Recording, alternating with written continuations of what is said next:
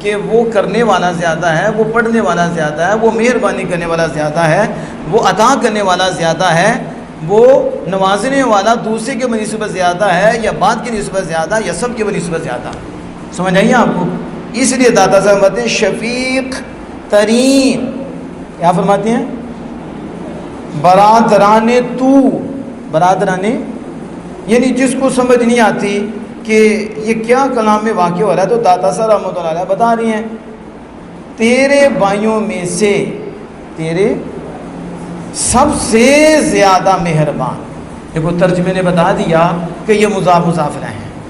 شفیق ترین برادران تو، تیرے بھائیوں میں سے سب سے زیادہ مہربان. دین تو وسط، دین تیرا دین ہے. کیا ہے؟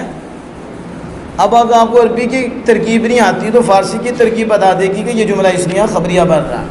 کیا بن رہا ہے؟ اشفق الاخوان، یہ مضاف مضاف ہے، تو اشفق کیا بنے گا؟ یہ مبتدا بنے گا. ٹھیک ہے، کس پر؟ شفیق. علیہ کا تعلق اشفق سے ہو جائے گا، اور دین کو اس کی خبر بن جائے گی، جبکہ دونوں ہی معرفہ ہیں. تو معرفہ میں سے جو دونوں میں سے جس کو جاؤ مبتدا بنا لو، جس کو جاؤ خبر بنا لو.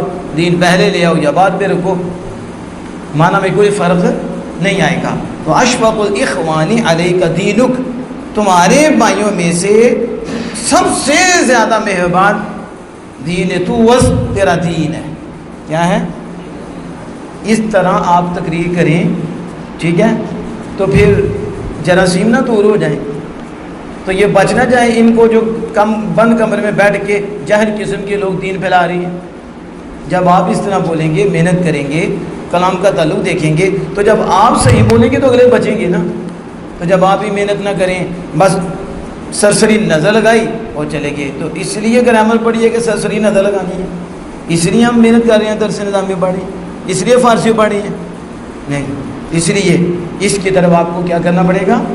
محنت کرنی پڑے گی.